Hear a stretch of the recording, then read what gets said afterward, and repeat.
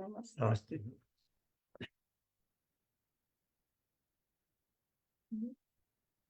एक थोड़े व्यवधान के बाद लौटे हैं। इस बीच मैं कुछ अधिक अस्वस्थ हो गई और फिर भारत जाना पड़ा कुछ निजी कारणों से। तो कुछ घंटे पहले ही लौटे हैं अभी, इसलिए आज आपके साथ पुनः है। और अच्छी बात यह है, पहले आप सभी को संक्रांति का पर्व है कल। आज लोहड़ी मनाई जा रही है पंजाब इत्यादि क्षेत्रों में। बिहू है, पोंगल है, ये सभी प्रकृति के पर्व हैं। सूर्य दक्षिणायन से उत्तरायण में आ रहे हैं, उसी को रेखांकित करते हैं हमारी कृषि की फसल। और इन सब के साथ जुड़ा हुआ है प्रकृति और पर्यावरण, कृषि और इसलिए जीवन।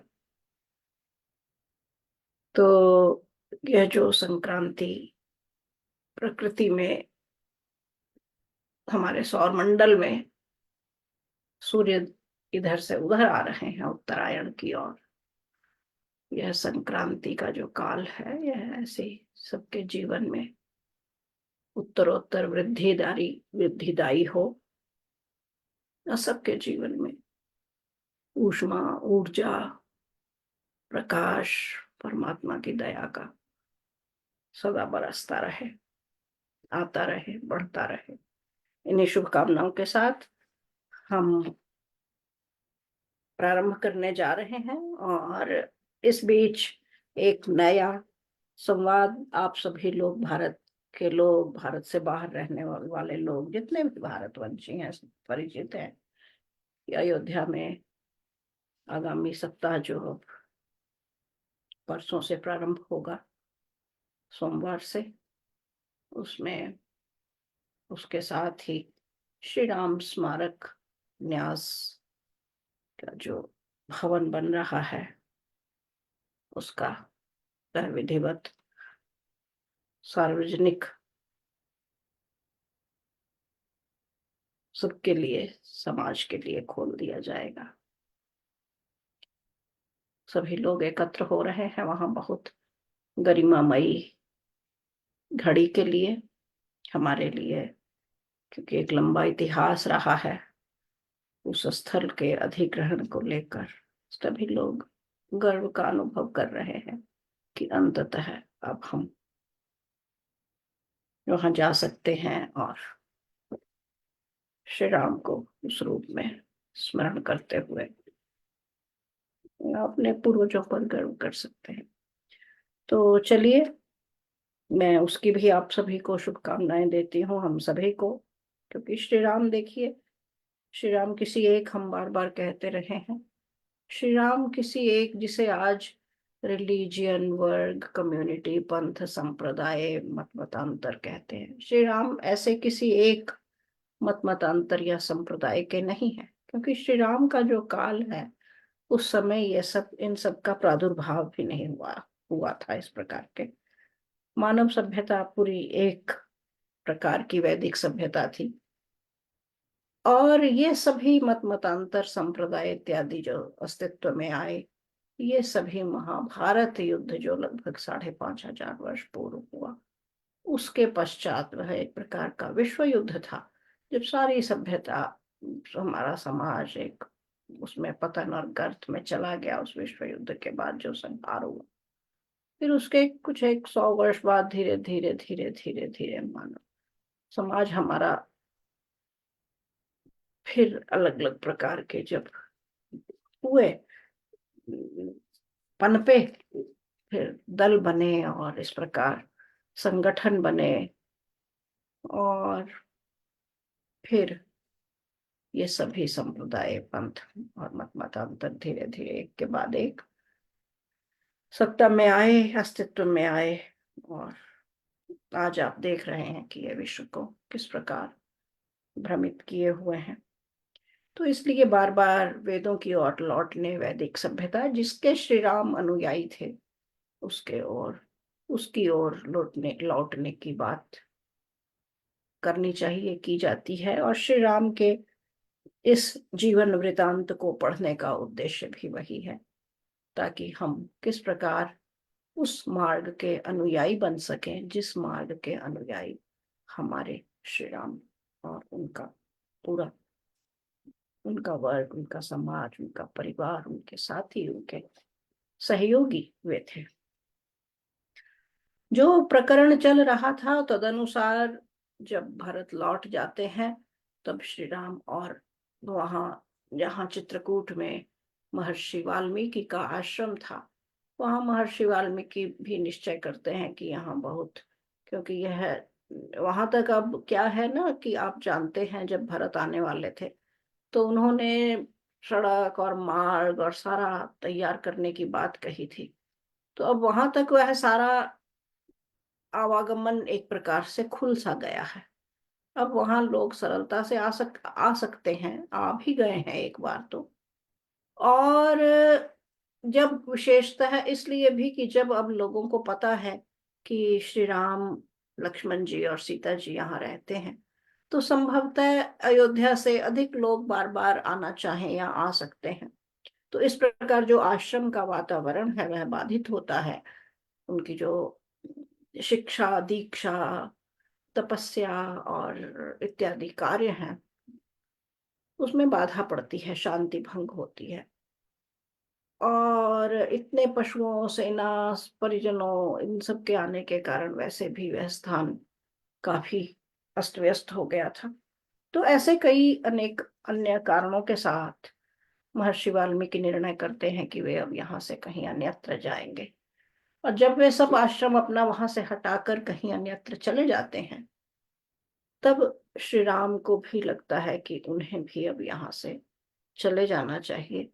और वह लगभग वही कारण थे जिन कारणों के कारण महर्षि वाल्मीकि वहां से जाते हैं। तब श्री राम, लक्ष्मण जी और सीता जी ये तीनों वहां से चलकर अधिक गहरे जंगल की ओर, अधिक गहरे क्षेत्र की ओर जाना चाहते हैं। और वे वहां पहुंचते हैं जहां महर्षि अत्रि का आश्रम है। महर्षि अत्रि, उनकी पत्नी थी अ, अनुसूया। और वे जब श्री राम को देखते हैं उनका स्वागत करते हैं और उनकी जो उनके साथ सीता जी जो हैं वे माता अनुसूया के साथ भीतर जाती हैं और कुशल क्षेम पूछती हैं। आपस में दोनों स्त्रियां बात करने लगती हैं। और तब जो अनुसूया हैं वे श्री राम के बारे में, उन्हें लगता है कि यह एक राजकुमारी, महलों में रहने वाली, वहीं पली और फिर वहीं ब्याही गई, यह संभवतः अपने पति के साथ इस जीवन से त्रस्त हो सकती हैं, कष्ट पा रही हैं, या कभी ऐसा ना हो खिन्न हो जाएं, या मन में तो कई और भी बातें रही होंगी, किंतु वे उनसे उनकी प्रशंसा करती हैं कि हाँ तुम अपने पति के साथ हो सीते, और ऐसा रहना चाहिए, पति से प्रेम करना, इस तरह की, इस प्रकार की बातें। प्रत्युत्तर में सीता जी कहती हैं कि मैं अपने पति से बहुत प्रेम करती हूँ, इसलिए नहीं करती कि कि वे मेरे पति हैं, अ, केवल इसलिए नहीं, अपितु इसलिए क्योंकि वे स्वयं, वे इतने अ, अधिक यानी प्रेम पात्र हैं, उनके इतने गुण हैं। सीता जी एक एक कर उनकी बातें करती हैं कि वे ऐसे हैं, वे ऐसे हैं, उनकी ऐसी चीजों से दूसरों को श्लाघा होती है ना, प्रशंसनीय है उनके गुण, इतने प्रशंसा पात्र हैं वे सबके, और इतने सब कुछ उनमें है पहले से, तो क्यों नहीं मैं उनसे प्रेम करूंगी। आगे के इसी सर्ग के अब हम आगे के श्लोक आज पढ़ते हैं, एक साथ पढ़ेंगे। आगच्छन्त्याश्च विजनं वनमेवं भयावहं समाहितं हिमे सृष्ट्वा हृदये तद्धृतं महत्। मैं दो दो श्लोक एक साथ पढ़ती हूँ ताकि हम कुछ गति से इस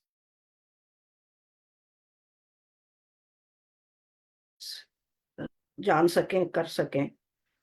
यह चौथा वर्ष, जैसा पहले भी आप जानते हैं, यह चौथा वर्ष चल रहा है और यह जितनी अभी बची है, मुझे लगता है यह 5 वर्ष इस अनुपात हिसाब से हम चल रहे हैं, यह 5 वर्ष का आगे और वृतांत है इसमें। तो जीवन का पता नहीं है, इसलिए अब से मुझे लगता है कि 2-3 श्लोक एक साथ कर और उन पर एक साथ फिर चर्चा की जाए। तो आगच्छन्त्याश्च विजनं वनमेवं भयावहं समाहितं हिमे श्वश्वा हृदये तद्धृतं महत्। रिकॉर्डिंग। प्राणिप्रदान काले च यत्पुरा त्वग्निसन्निधौ अनुशिष्टा जनन्यास्मि वाक्यं तदपि मे धृतम् नवीकृतं च तत्सर्वं वाक्यैस्तैर्धर्मचारिणी पतिशुश्रूषाणान्नार्यास्तपो नान्यद्विधीयते। सीता जी कहती हैं अपनी उसी बात के क्रम में जो अनुसुईया ने उन्हें पति से प्रेम करने की अपनी बात सीता जी से कही। तो सीता जी ने जब उत्तर देना प्रारंभ किया तो कहा, कई बातें कही कि ये प्रेम स्वयं ले लेते हैं, ये ऐसे नहीं, ये ऐसे नहीं। तो मूलतः यह प्रेम की बात है। कई लोग इन सब बातों को देखकर कहते हैं कि, यानी आज का समाज ऐसा हो गया ना कि स्त्री यदि पति से प्रेम कर रही है तो उस पर भी ऐसा प्रकट किया जाता है कि जैसे स्त्रियां निर्बल हैं इसलिए पति से प्रेम कर रही हैं। स्त्री का पति से प्रेम करना उसकी कमतरी जैसा बताया जाता है, जो नई हवा चल रही है उसमें, कि यह पुरातन पंथी कोई चीज है। तो यह परिवार संहारकारी सोच जो हमारी नई पीढ़ी के मन में भरी जा रही है, उनके लिए यह जानना बहुत आवश्यक है कि यह प्रेम की बात है।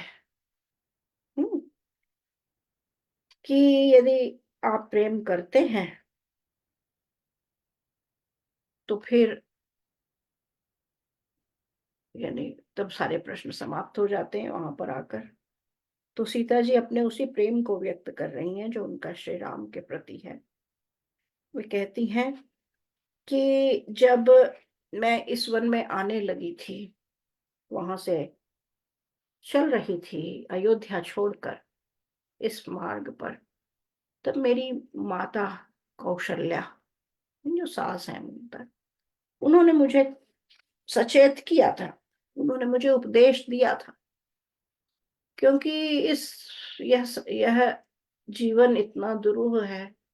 देखिए, आप भी जानते हैं, हम सभी व्यावहारिक जीवन है, जब घर परिवार में संकट आते हैं, आर्थिक अभाव आते हैं, तो बड़े बड़े लोग टूट जाते हैं। प्रेम प्रेम हजारों लाखों का जीवन आप देखिए, सब छू हो जाता है। और क्योंकि उन संकटों के बीच व्यक्ति जो दैनंदिन जीवन जीने की आपाधापी छोड़ भी दे, तो समस्याएं और दबाव और झंझावत है, वे इतने क्रूर होते हैं, वे इतने क्रूर हैं कि उन सब में व्यक्ति बस किसी प्रकार जीवन जी पाता है। और इसीलिए माता कौशल्या ने, क्योंकि अब वन में जाना है, तो माता कौशल्या ने सीता जी को इसी भावना से सचेत किया, स्मरण दिलाया वे जानती थी कि इससे उनके व्यक्तिगत संबंधों पर भी प्रभाव पड़ सकता है, और इसलिए उन्होंने सीता जी को उस प्रकार के वचन कहे, उपदेश कह लीजिए आप।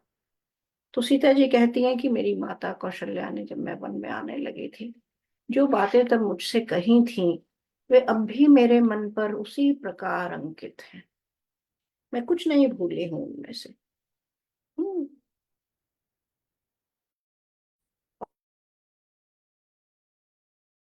और इसके साथ संस्कार, तो जब मैं जब वेदी पर बैठे होते हैं, आजकल तो लोग कहते हैं कि जल्दी से जल्दी कर लीजिए आप किसी का भी। मैं भारत में भी 2 विवाह देख कर आई हूँ। लाखों, यानी लाखों, इतना लाखों, इतने लाखों कि वह लगभग करोड़ को छूने वाला होता है। इस प्रकार के विवाह होते हैं। प्रत्येक व्यक्ति एक दिन के लिए राजा और रानी बनना चाहता है, लेकिन उसके बीच में, उस पूरे विवाह में इतना खर्च, इतना अपव्यय, इतना प्रदर्शन और आडंबर, यह सब होता है।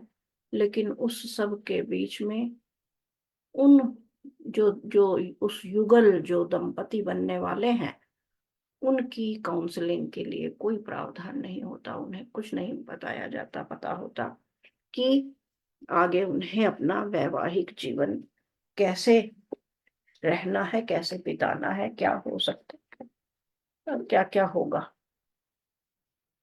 तो जो हमारे संस्कार हैं, संस्कार मूलतः वही एक प्रकार की, एक तो उस आयोजन और दूसरी उस प्रकार की एक काउंसलिंग होते थे कि उस समय जब पहली बार किसी क्रिया को किया जाता है, तो उसके उस अवसर को, उन्हें जीवन भर अब इस कार्य को, इस क्रिया को, उसका उद्देश्य कैसे करना है, उद्देश्य सहित कैसे करना है और कैसे बनाए रखना है, इत्यादि सारी चीजें भली भांति समझा दी जाती थी, प्रतीकों के माध्यम से, मंत्रों के माध्यम से, और उसके पीछे की भावना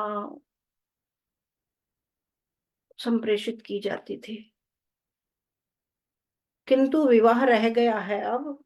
कहते हैं कि 40 मिनट में निपटा दीजिए, आधे घंटे में निपटा दीजिए। तो जो संस्कार है वह संस्कार तो हुआ ही नहीं ना। संस्कार शब्द का अर्थ क्या है? संस्कार है जैसे सोना। हम एक, आप देखिए, कोई एक गहना है, अब इसका संस्कार जब करना है, सुनार के पास, सुनार शब्द आया है स्वर्णकार से, तो सुनार के पास आप ले जाते हैं, वह इसे अग्नि में तपाता है, सब पूरी खोट निकल जाती है, नष्ट हो जाता है, वह अलग हो जाती है। जब शुद्ध सोना निकल कर उस अग्नि में से बाहर आता है, पिघल कर उसके सारे दुर्गुण और सब गलत चीजें हट जाए, नष्ट हो जाए और शुद्ध बचा रह जाए, तब उसे कहते हैं संस्कार हो गया। तो ये जो 16 संस्कार मानव जीवन के हैं, उसमें विवाह संस्कार एक बड़ा महत्वपूर्ण संस्कार है। किंतु हमारे उस संस्कारों में भी अब ऐसी कोई चीज नहीं बची है जहां पर कि कहा जाए कि हाँ वह संस्कार हुआ। तो सीता जी कहती हैं कि मैंने जब वहां अपने विवाह संस्कार में बैठी, तो यज्ञ की जो अग्नि थी ना, अग्निहोत्र जो हुआ, तो मैंने उसी के समक्ष बैठकर जो मुझे सारी शिक्षा दी गई, उपदेश दिया गया, है ना, और विशेषतः मेरी माता ने सब जो मुझे कहा, वहां मुझे वह सब स्मरण है, स्मृति में है, याद है, अंकित है, मैं भूली नहीं हूं। और फिर कहती हैं, और सबने, शेष सबने भी, जो उस पूरे उपदेश थे सबके, मेरी माँ का और मेरी सास का, इधर बाद में विवाह के समय अन्यों के दिए हुए, उन सब का जो अर्थ था, भाव था, वह था कि यानी कि पति के साथ रहकर उसकी सेवा करना, यही सबसे बड़ा वैवाहिक जीवन का अ, मूल मंत्र है, उद्देश्य है। अब स्त्री के आगे भी इस विवाह के बाद, बंध जाने के बाद, तो आज आपने मुझे उसकी फिर से याद दिला दी है, मुझे पुनः वह उपदेश दिया है। वही बात आपने कही है, मैं आपकी धन्यवादी हूँ। देखिए, यहाँ यह भी बात ध्यान में रखने वाली है कि ऐसा नहीं है कि केवल स्त्री को यही उपदेश दिया जाएगा या स्त्री को ही ऐसा करना है। ये सभी उपदेश पति के लिए भी वैसे ही है। बार बार संस्कृत साहित्य, हमारा वैदिक वाङ्मय देखें, बार बार आता है कि पत्नी के अतिरिक्त कहीं किसी और स्त्री का नहीं, पत्नी को ऐसे रखो। आप वेद मंत्रों को उठाएंगे, ऐसे ऐसे वेद मंत्र हैं कि आप चकित रह जाएंगे, किंतु उन सब चीजों को प्रकाश में नहीं लाया जाता, कम लाया जाता है। और जो यह नई स्त्री को उसके जिसे कहना चाहिए क्रांति वाली जो हवा चल रही है, उसके अंतर्गत तो वे बिल्कुल भी, क्योंकि वे उन्हें मनोनुकूल नहीं लगते। तो ये आयातित विचार जो है, हमारी संस्कृति उनसे मेल नहीं खाती है। यहाँ जितना पति की सेवा की बात स्त्री के लिए कही गई है, पत्नी की सेवा और पत्नी को प्रसन्न रखने, पत्नी का आदर करने, पत्नी को समाज में स्थान दिलाने, पत्नी की इच्छा और पत्नी की गरिमा, पत्नी का सम्मान, ये सैकड़ों मंत्रों में बार बार बार बार हमारे वैदिक वाङ्मय में आया है, और पति के लिए भी ऐसा कहा गया है। इसलिए इसे अन्यथा नहीं लेना चाहिए जब सीता जी के साथ अनुसुईया की ये सब बातें चल रही हैं। ततो अनुसूया संहृष्टा श्रुत्वोक्तं सीतया वचः शिरस्याघ्राय चोवाच मैथिलीं हर्षयन्त्युत नियमैर्विधि निर नियमैर्विविधैराप्तं तपो हि महदस्ति मे तत्संचित्य बलं सीते छन्दये त्वां शुचिः स्मिते।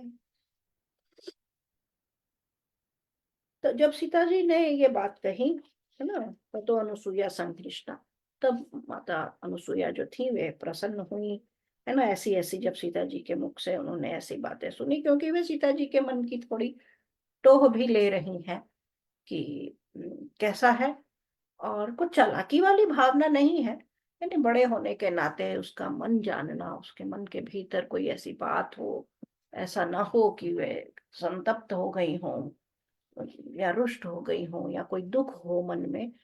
एक माता का, महिला का, एक स्त्री का दूसरी स्त्री की प्रति संवेदना व्यक्त करने का, उसकी मन को समझने का, था लेने का, यही ढंग उचित है। उसी भावना से उन्होंने किया, और जब उन्होंने सीता जी के मन को पूरा समझ लिया कि नहीं, उनके मन में किसी प्रकार का कुछ वैसा भाव नहीं है, वे स्वस्थ है उनका मन, वे स्वस्थ हैं मन से, विचारों से, और संबंध सब ठीक है, सब अच्छा है, तब उन्होंने, अनुसुईया भी का भी मन अच्छा हुआ, वे प्रसन्न हुई, उन्हें अच्छा लगा यह जानकर, और उन्होंने शिरस्याघ्राय चोवाच मैथिलीं हर्ष्यन्त्युत, क्योंकि उन्होंने मैथिली, मैथिली अर्थात मिथिला की सीता जी, तो यानी सीता जी के सिर को सूंघा और उन्हें प्रसन्न की, उन्हें उनको और प्रसन्न करने की भावना से कुछ एक फिर आगे कहा कि नियमैर विविधैर आप्तम तपो ही महदस्ति में। कहा कि मैंने अपने जीवन में बड़े तप और ये नियम, विविध ही आया ना, बहुत सारे, अनेक प्रकार के, तो मैंने ये सभी नियम, तपस्या और अपने आप पर कई सारे लगाना, व्रत, व्रत का मैं पहले बता चुकी हूँ, मैं उसमें नहीं जाऊंगी। व्रत भूखे रहने को व्रत नहीं कहते हैं, जो व्रत आज स्त्रियां करती हैं, उसकी बात नहीं हो रही। तो वे कहती हैं कि मैंने इस प्रकार के अनेक संयम, आचरण, अनुष्ठान और बहुत सारे नियम स्वयं पर लगाए, और उनसे जो मुझे एक प्रकार की विशेष सिद्धियां प्राप्त हुई हैं। सिद्धियां भी हम गलत समझते हैं कि जैसे कुछ चमत्कार कर सकने की शक्ति, नहीं, चमत्कार कर सकने की शक्ति सिद्धि नहीं है। कोई भी प्रकृति विरुद्ध, ईश्वर के नियम के विरुद्ध कोई भी चमत्कार करने की शक्ति कभी नहीं संभव होती है, और ना यह सिद्धि होती है। ये तमाशा हो सकता है कि मैं चना डालूंगा और गेहूं उगा दूंगा, ये सब तमाशे हैं। ये कभी प्रकृति के विरुद्ध करने वाला व्यक्ति कोई सिद्धि प्राप्त नहीं करता। तो यहाँ उन सिद्धियों की बात नहीं कर रही हैं वे, है ना। वे कहती हैं कि सिद्धियां अर्थात कुछ सिद्ध कर लिया है मैंने, ना कि मैं आज कुछ कहूं और वह संभव हो जाए। इतना जैसे आप होते हैं किसी अपना स्थान बना लें, जैसे मान लीजिए आप किसी कंपनी में हैं, आपने इतना सारा उस कंपनी के लिए किया हुआ होता है कार्य, और फिर आपको एक विशेष पद प्राप्त हो जाता है या प्रमोशन हो जाता है, आपको अधिकार मिल जाते हैं कि आज आप जो कहेंगे वह कंपनी उसे, आज आपने कहा कि नहीं कंपनी में यह नियम बदला जाना चाहिए, कंपनी वैसा संभव कर दिखाती है। और उस वह आपका एक अधिकार हो जाता है कि आप अब परिवर्तन कर सकते हैं। तो सिद्धि एक वैसी चीज है। तो यहाँ वे कह रही हैं कि मैंने इतना सब जो जीवन भर किया है उसके कारण मुझे, मेरे पास कुछ अधिकार है, कुछ सिद्धियां हैं, और मैं उनके कारण, क्योंकि मैं समर्थ हूं उसमें, तो मैं आपको एक वर देना चाहती हूँ। सीता जी को वे कहती हैं। आचार्य जी यहाँ नोट कर लें।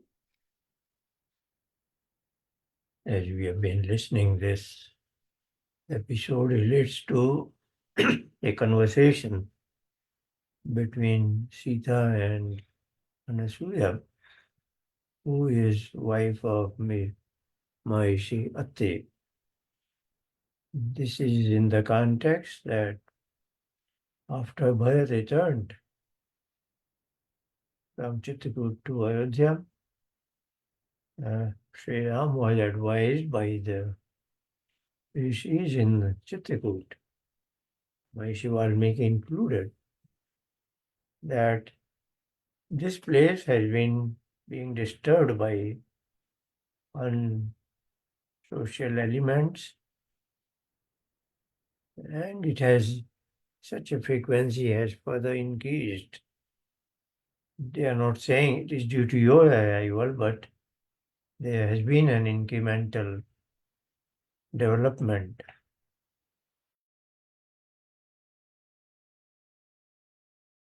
So we have this to forest, and we advise you also do the same. So that way, a number of ashrams were relocated, and they decided to go into deeper woods. And then one day, Sri Ram also felt and conveyed his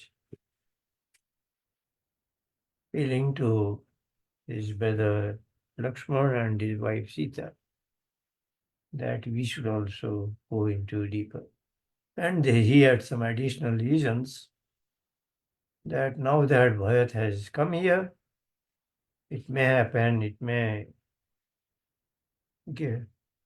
begin a kind of a trend that more people will come from Ayodhya to meet me. And also because of Bharat's large entries and army with elephants and horses, the overall ecology was also disturbed. So now they go into deeper woods, and as the evening approaches, they find an ashram of Maharishi Atti, who welcomes them, who of course knows them. And after routine exchange, his wife Anasuya, she takes Sita into the inner quarters. And last time we had heard a part of that conversation that she conveyed her positive feelings that Sita could have stayed back in the palace, but she chose to accompany her husband Ram for 14 years of forest exile, which is quite remarkable. So she expresses certain words of appreciation and also wants to know if her resolve is still that paramount is fixed, is not deviating. So with that sort of a desire to know her innermost feelings, this is a conversation between a mature woman and a young woman, Ansuya and Sita.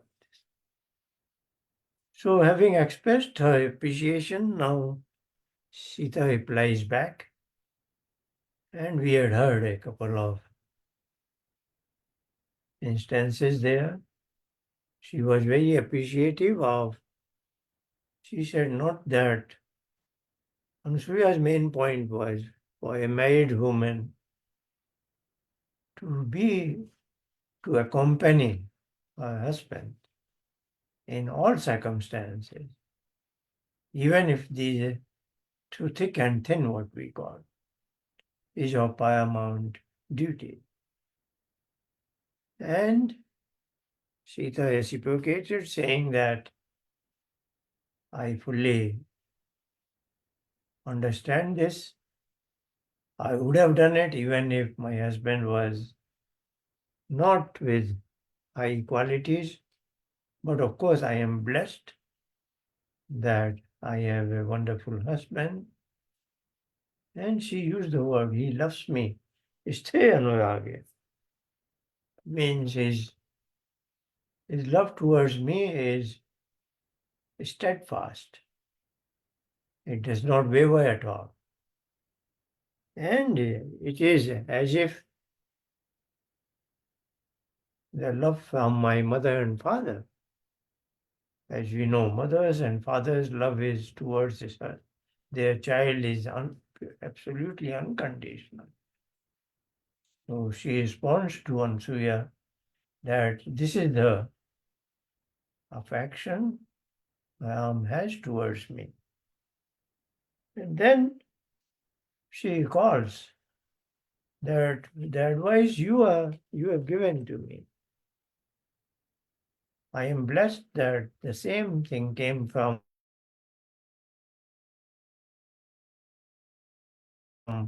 my mother-in-law for the first, and also came from my mother at the time of my wedding.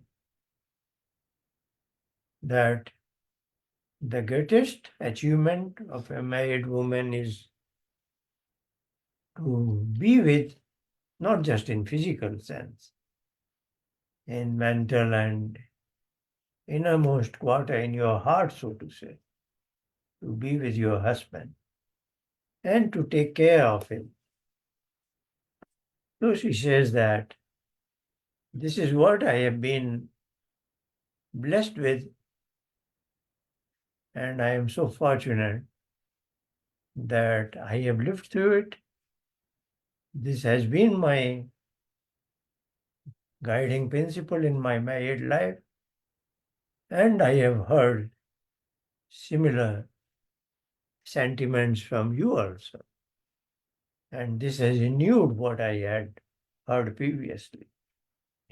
So they both understand each other, their depth of emotions and understanding.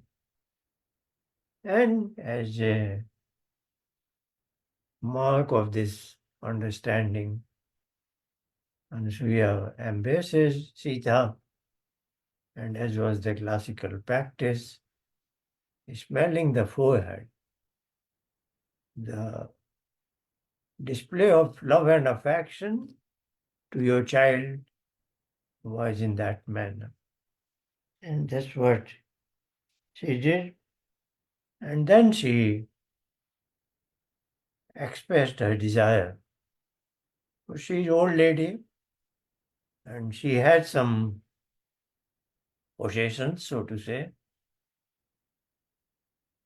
some nice clothes and ornaments and a few more things.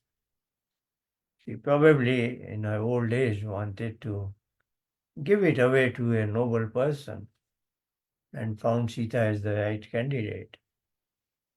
So she says that not only those physical possessions, she said that she was blessed with her. Of course, she has accomplished spiritually quite a bit, because she herself is accompanying her husband in an ashram. As we know, when the husband goes from grihasth to vanprastha and sannyas, particularly in vanprastha, and he leaves his household to go into deeper woods, the wife has two options. She can accompany her husband, or she can stay back with her children. But in this particular instance, of course, Ansuya also went through the third phase of life, vanprastha. And in ashram life, she has accomplished her own spiritual strength and wisdom, etc. So she expresses her desire that whatever I have,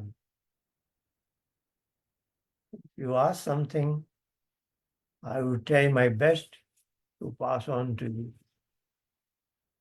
Then we'll see what Sita obtains from Mother Ansuya. And this conversation continues for a while.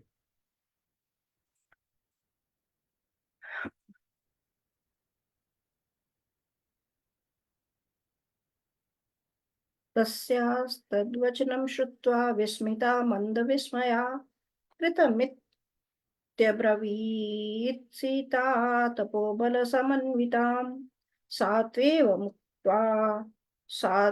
मुक्ता धर्मज्ञा तया प्रीततराभवत् सफलं च प्रहर्षं ते हन्त सीते करोम्यहम् इदं दिव्यवरं माल्यं वस्त्रमाभरणानि च अङ्गरागं च वैदेहीमहार्हं चानुलेपनम् सा वस्त्रम् अङ्गरागं च भूषणानि स्रजस्तथा मैथिली प्रतिजग्राह प्रीतिदानमनुत्तमम्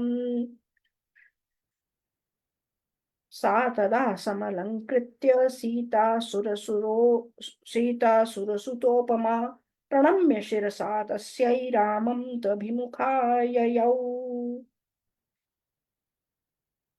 ततस्तां शर्वरीं प्रीतः पुण्यां शशिनिभाननः अर्चितस्तापसैर्सिद्धैरुवास रघुनन्दन।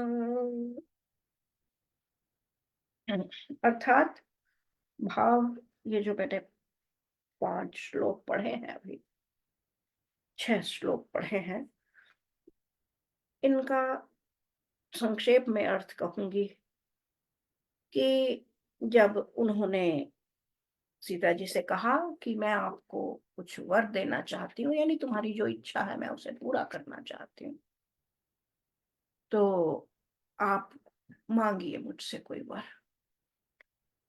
वर होता है वर्ण करने से, जिसका वर्ण किया जाए, यानी जिसे चुना जाए।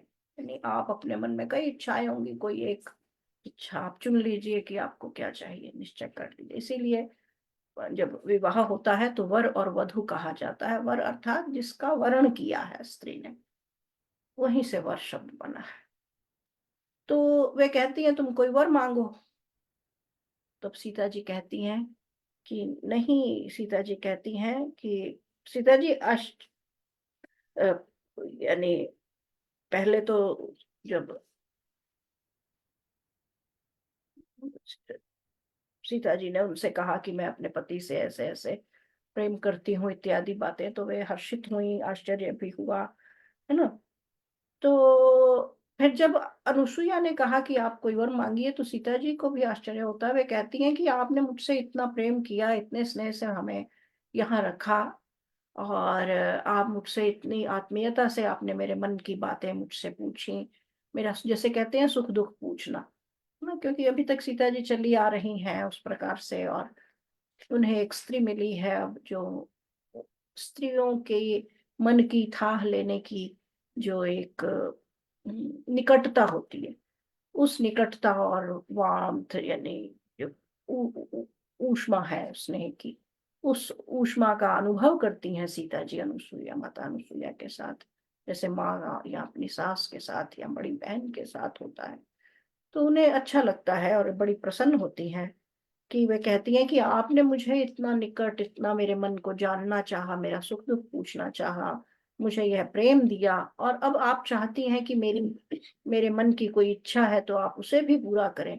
अरे इतना आपका यह स्नेह और यह मेरी तो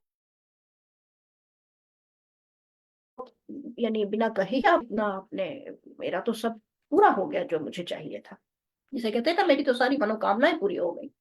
पर फिर जब सीता जी ऐसे कहती हैं और कुछ नहीं चाहती ही मांगती माता अनुसुईया से, तो इससे उन्हें और अधिक प्रसन्नता होती है, और अधिक लगता है कि और अधिक यह बिटिया या जो सीता जी हैं यह स्नेह के लायक है। स्नेह यानी जिन पर स्नेह प्रेम आता है आपको। तो फिर वे कहती है कि मेरे पास कुछ वस्तुएं हैं, मैं तुम्हें देना चाहती हूँ, कुछ अलंकरण है, कुछ वस्त्र है, और कुछ जिसे कहते हैं कुछ लेप आदि, जैसे आज आप कह सकते हैं ना, क्रीम्स तरह तरह की होती हैं, पहले उपटन होते थे, चंदन होता था ना, जिससे स्त्रियां अपने शरीर का श्रृंगार करती हैं, सजाती हैं, सफाई साफ करती हैं, सुगंधित करती हैं, तरह तरह के तेल हैं, क्रीम और लोशन जिसे आज की भाषा में कहा जाता है, उस समय भी होते थे।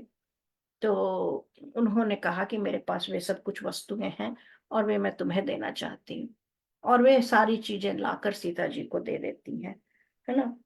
और सीता जी कहती हैं कि आप तुम बहुत अच्छी लगोगी उसमें, तुम बहुत शोभा पाओगी। और वे सीता जी को जब दे देती हैं, सीता जी उसे बड़े उनके आशीर्वाद और प्रेम का जैसे उपहार है, गिफ्ट है, स्नेह से दिया हुआ, कि किसी ने प्रेम के में आकर प्रसन्नता से दिया है, केवल लेन देन की भावना से नहीं दिया। तो सीता जी उसे बड़े आदर से ग्रहण करती हैं। और फिर वहीं पर सीता जी उनको, यानी यह है कि ऐसा नहीं है कि लेकर रख लेना है संभाल कर, सीता जी को वे पूरी उस प्रकार से उपटन और लेप इत्यादि सुगंधित पदार्थों से उस तरह का स्नान किया होता है। सीता जी तैयार होती हैं, नए जो अंगराग जैसे आज मेहंदी लगाई जाती है, आलता लगाया जाता है, स्त्रियां माथे पर तिलक लगाती हैं रंगीन, या लिपस्टिक लगाई जाती है, भिन्न भिन्न प्रकार के रंग हैं, तो अंगराग जैसे का है ना। और भी कई कई गालों पर इधर उधर तरह तरह के रंगों का प्रयोग किया जाता है, तो अंगराग जैसे ये चीजें हैं।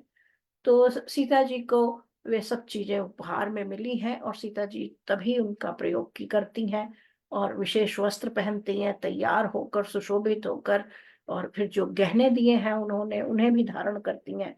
और जब सीता जी ऐसा पूरा कर कर बाहर आती हैं, प्रणाम करती हैं माता अनुसुईया को, है ना, तो वे एकदम चकित हो जाती हैं सीता जी को देखकर, और उन्हें ऐसे लगता है कि जैसे यहाँ शब्द आया है सुर सुतोपमा, है ना, कि जैसे कोई दिव्य लोक से कोई देव कन्या चली आ रही हो बाहर कक्ष से।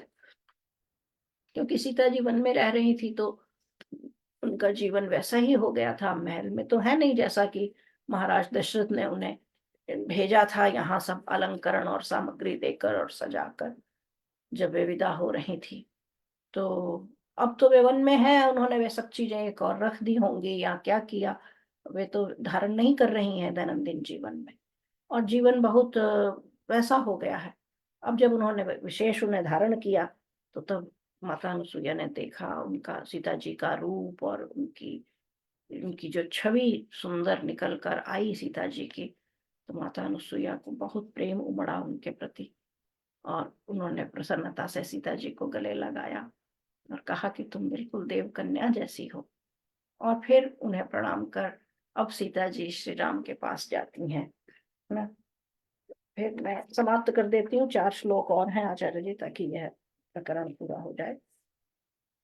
ततस्ततां शर्वरीं प्रीतः पुण्यां शशि निभाननः अर्चित्स्तापसैः सिद्धैरुवास रघुनन्दनः। तस्यां रात्र्यां व्यतीतायामभिषिच्य हुताग्निकान् आपृच्छेतां नरव्याघ्रौ तापसान् वनगोचरान्। तावूचुस्ते वनचरास्तापसा धर्मचारिणः वनस्य तस्य सञ्चारं राक्षसैः समभिलुप्तम्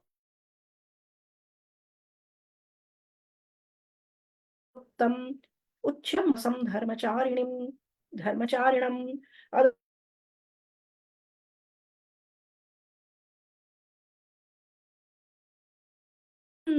यस्मिन् निवारय राघवान्याहरतां वने अनेन तु वनं दुर्गं गन्तुं राघवते क्षमम्। इतीव तैः प्राञ्जलिभिस्तपस्विभिर्द्विजैः कृतस्वस्त्ययनः परन्तपः वनं सभार्यः प्रविवेश राघवः स लक्ष्मणः सूर्य इवाभ्रमण्डलम्। कहते हैं इस प्रकार सीता जी श्री राम के पास चली जाती हैं, और फिर वहां सभी जो महर्षि अत्रि के आश्रम के जो लोग थे, तपस्वी थे और सम्मानित शिक्षाविद थे और सभासद थे, जो भी न जिन्हें विशेष सिद्धियां प्राप्त है, यहाँ सिद्ध शब्द आता है, सिद्धिर्वास, तो इन सब से ने इन सब ने और फिर श्री राम को समादृत किया, आदर दिया उन्हें और सम्मान दिया, शिक्षा जो भी दे सकते थे, जो भी वचन या जो भी कुशलता से इत्यादि से, वे सारी बातें हुई। और माता अनुसुईया से सीता जी इस प्रकार समलंकृत हुई, स्नेह पाया और एक प्रकार का बड़ा आत्मीय भाव बन गया। और इन सब के प्रति धन्यवाद कहते हुए उन्होंने वहां रात्रि बिताई न। और जब वे दोनों प्रातः, जब वे तीनों वहां रात्रि व्यतीत करते हैं, और तो सुबह प्रातः उठकर दोनों भाइयों की बात, यह बात महर्षि वाल्मीकि ने बार बार कही है, कई प्रसंगों में आता है कि दोनों भाई उठकर प्रातः संध्या वंदन करते हैं, है ना। यज्ञ किया उन्होंने दोनों भाइयों ने, और उपासना में ध्यान में बैठे पर परमात्मा की।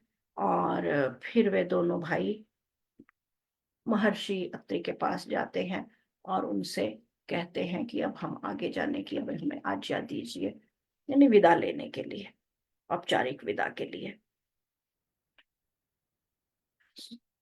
तो जब वे आगे जाने के लिए उन ऋषियों से कहते हैं, महर्षि अत्रि सहित शेष भी ऋषि हैं वहां, तब उन ऋषियों ने उन्हें कहा कि अब यहां से जब आप आगे जाएंगे, तो अब आगे का जो रास्ता है वन, क्योंकि वन के भीतर आप जा रहे हैं, वहां बहुत राक्षसों का आना जाना है, राक्षसों की हलचल है, उनका व्यवधान है ना। और उसके कारण जो भी यहाँ ऋषियों की कुटियाएं इत्यादि हैं, और भी जो आश्रम के लोग रहते हैं, वे सभी बहुत दुखी रहते हैं, बहुत समस्या में रहते हैं। जिसे कहना चाहिए कि उससे प्रभावित रहते हैं, उनका जीवन समस्या में आ चुका है। और तो इसलिए जब भी आप इस रास्ते से जाएंगे, तो जैसे हमें लगता है कि हमारा कोई व्यक्ति, कोई ब्रह्मचारी या कोई और व्यक्ति, है ना, वे पाते हैं कि कोई अकेला जा रहा है, तो वे उसे मार देते हैं। और वे इतने इतने अपने मदमस्त होते हैं या उन्मत्त होते हैं, इतना इतने संहारक भावनाओं से भरे होते हैं कि वे मार देते हैं। और हम वे हत्या करने से भी नहीं घबराते। तो हम सभी इसमें त्रस्त हैं यहाँ रहते हुए, वन से त्रस्त नहीं है, वन में रहने वाले उन राक्षसों से त्रस्त हैं। जैसा कि मैंने पहले बताया था कि राक्षस कोई ऐसा दांत वात निकले हुए कोई अलग योनि नहीं होती है प्राणियों की। ये मनुष्य योनि के ही वे लोग हैं जो संहारक भावनाओं से भरे हुए, नकारात्मक भावनाओं से भरे हुए, छीनने की भावनाओं से भरे हुए, दूसरे के प्रति बैर की भावनाओं से भरे हुए लोग हैं। और उनकी वे नकारात्मकताएं इतनी बढ़ जाती हैं कि वे दूसरे को स्पष्ट आघात, हानि, दुख पहुंचाने से भी नहीं कतराते। तो इसलिए राक्षस कोई हमसे इतर नहीं है। यदि हम में भी, हमारे साथ भी, हमने भी अपने आसपास कई, प्रत्येक मनुष्य के भीतर जैसे कहते हैं एक राक्षस है, तो यदि हमारी भी वे सारी भावनाएं मुख्य हो गई हैं, हमें दूसरों को दुख देने में से अच्छा लगता है, सताना अच्छा लगता है, छीनना अच्छा लगता है, हिसाब किताब करना अच्छा लगता है, चोट पहुंचाना अच्छा लगता है, उनसे बैर रखना अच्छा लगता है, तो हम में और राक्षस में भी कोई फिर अंतर नहीं है। तो वे कहते हैं कि आप, श्री राम से आग्रह करते हैं कि आप उन दुष्टों का संहार करें, है ना। क्योंकि जब भी कोई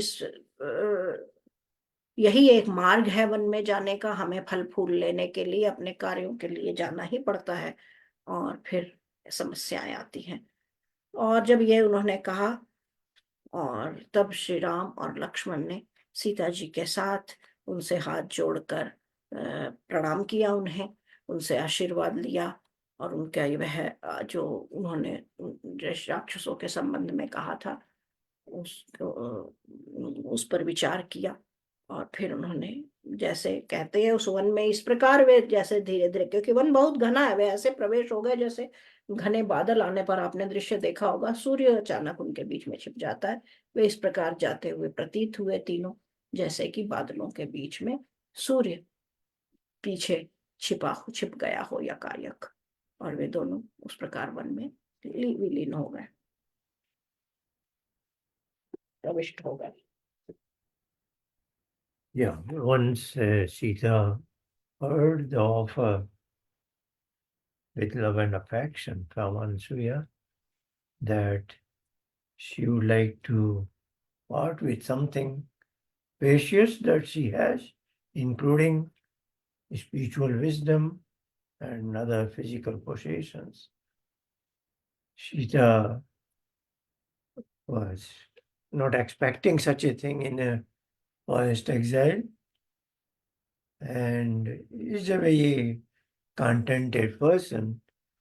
So she responded by saying, your words itself are very much for me, and I appreciate them, and I don't need anything as such. Having heard so from Sita, Ansuya says that whatever physical possessions I have, I would like to gift it to you. And she brings certain ornaments and clothes and certain cosmetic items and says, I will be very happy if you take it and accept it. So in the gesture to acceptance, she of course accepts it and also put them on and looks more gracious. And then she takes the blessings from Ansuya and goes to her husband. And of course, in a forest area, this was unexpected. A beautiful woman attired in proper high quality clothes and ornaments, etc. So she approaches her husband, and they are all very happy. They spend a night there, and next morning they take leave from Maharishi Ati's ashram. And while doing so, they warn them, Ram, Lakshmana, and Sita, that the deeper woods are dangerous, because they are what are called rakshas, demons, bad human beings. They do all kinds of mischief and harm to us, particularly if you are not very attentive. So they urge him to be very careful as they go through the deeper woods. And as a gesture of saying the words at parting, what is called Swasti Vachan, well-being. We wish you all the best. So they do Swasti Vachan, which is reciting certain Ved mantras, asking for divine well-being and health for them. This way we conclude this particular section and also this book called Ayodhya Kand, because Ayodhya has been, Bharat came from Ayodhya and returned to Ayodhya. Now next is the book number 3, Aranya Kand, which is the events that took place when Ram, Lakshmana, Sita were in deeper woods. Aranya means deep forest. So that's all for the today. आज का यह अध्याय तो समाप्त, सर्ग तो समाप्त हुआ ही है। अयोध्या कांड अध्याय और कांड भी समाप्त हुआ है पूरा अब तक का। अगले सप्ताह से अब अरण्य कांड में हम आएंगे। अरण्य जिसे बोलचाल में जंगल कहा जाता है, लकड़ी के लिए शब्द प्रयोग होता है, जो अरण्य को धारण कर दिया, अरण्य कहते हैं अग्नि को। तो अरण्य कांड है अगला। मिलेंगे, तब तक आप अच्छे से मकर संक्रांति मनाइए और सारे विश्व की शांति की प्रार्थना कीजिए। उत्तरायण में आए हुए सूर्य सबका जीवन गरिमामय, ऊष्मामय, प्रकाशमय प्रभु की दया से करे। धन्यवाद, प्रणाम, नमस्ते।